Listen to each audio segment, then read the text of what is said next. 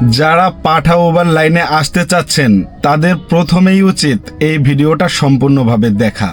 আমি সবাইকে দেখতে বলছি না, যারা কিনা পাঠা ওভার রাইড করবেন, যারা কিনা একটা গাড়ি কিনে পাঠা ওভার ড্রাইভ করবেন ঢাকা শহরে, তাদের জন্য প্রথমে উচিত এই ভিডিওটা সম্পূর্ণ দেখা। আজকে আমি দেখাবো পাঠা ওভার ড্রাইভারের একদিনের জীবন কাহিনী। সে একদিনে একটা পাঠা ওভার ড্রাইভার কতটা পরিশ্রম করে, কতটা আরাম করে, কত টাকা ইনকাম করে, পুরো বিষয়টা এই ভিডিওর মাধ্যমে তুলে ধরার চেষ্টা করব। তাহলে চলুন শুরু করি এখান থেকেই। দেখেন, এটা হচ্ছে কল্যাণপুরা দারুসালামের মাঝখানে ওই যে বড় বিল্ডিংটা দেখছেন না, ওইখানে হচ্ছে গ্যাস পাম্প। ওইখান দিয়ে সিরিয়াল একদম কল্যাণপুরে চলে আসছে। এই দেখেন,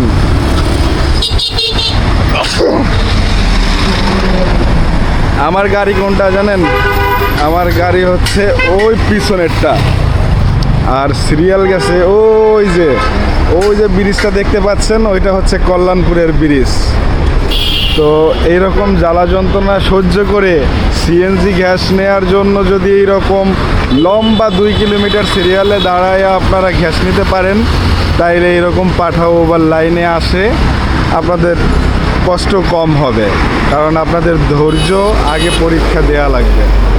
এই যে আমি বসে আছি, আমি জানি এখান থেকে যদি গ্যাস নিতে যাই তাহলে মোটামুটি আমার 2 ঘন্টার উপরে সময় লাগবে, 2 ঘন্টার নিচে তো কোনোভাবেই সম্ভব না।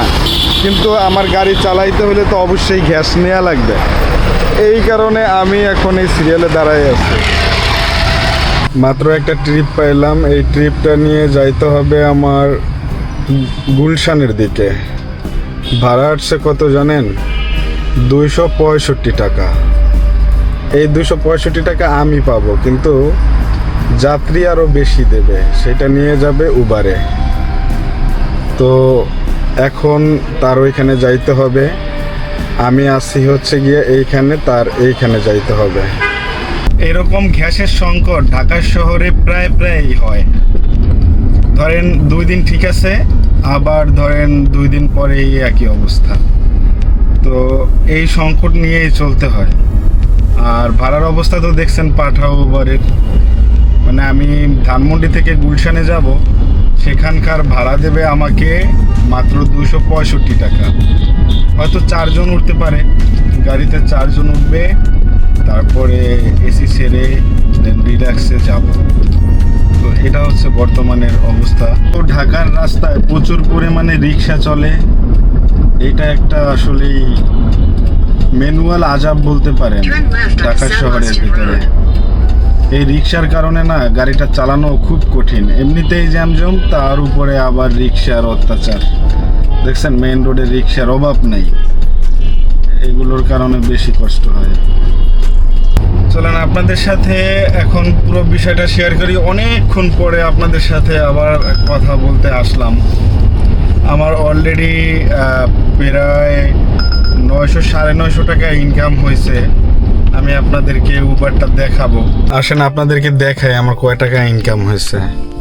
অলরেডি 963 টাকা কিন্তু ইনকাম আমি করে ফেলছি, ঠিক আছে? 3 ট্রিপে 963 টাকা, এটা একটা ভালো ইনকাম বলতে পারেন, তাই না?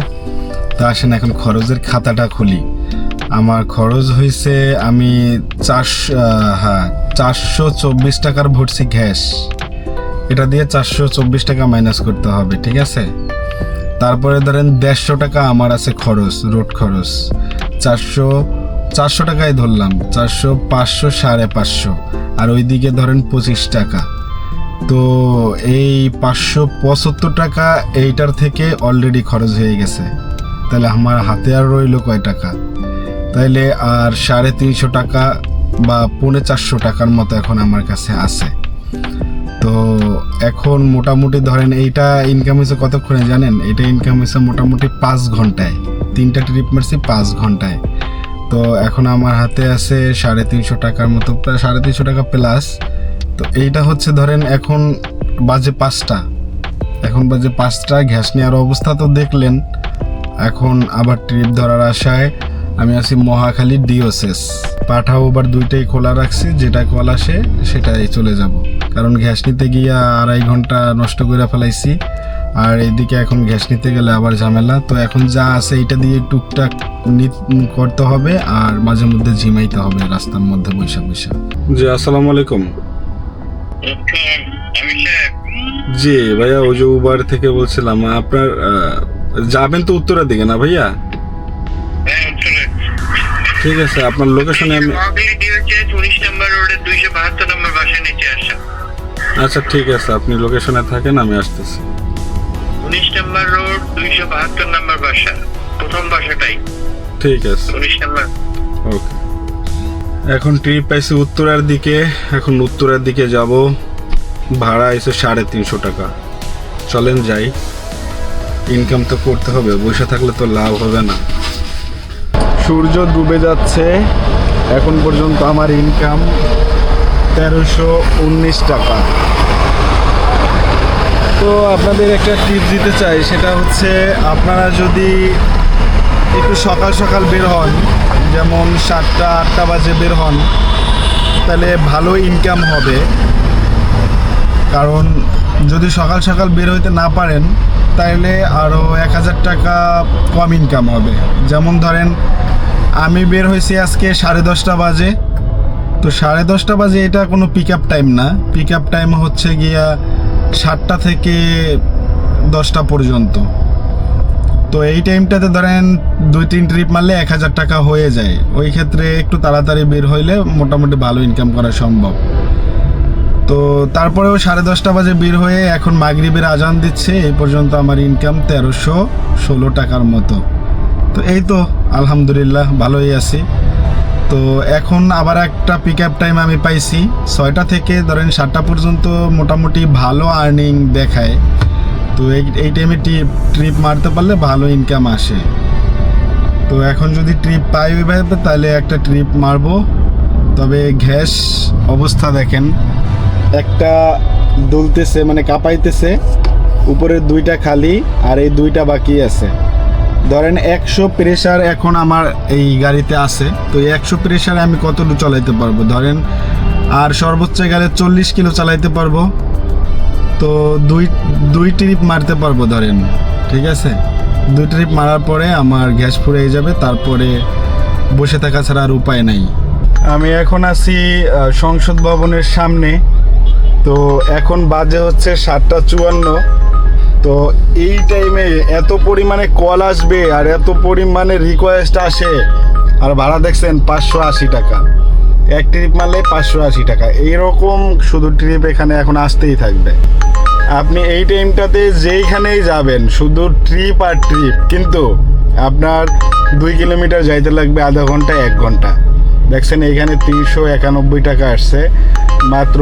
আপনি এটা মাল্টি, যদিও এটা মাল্টি ট্রিপ, তো এখানে দেখা যাচ্ছে 10 কিলোমিটার টোটাল আপনার 381 টাকার মতো আসে।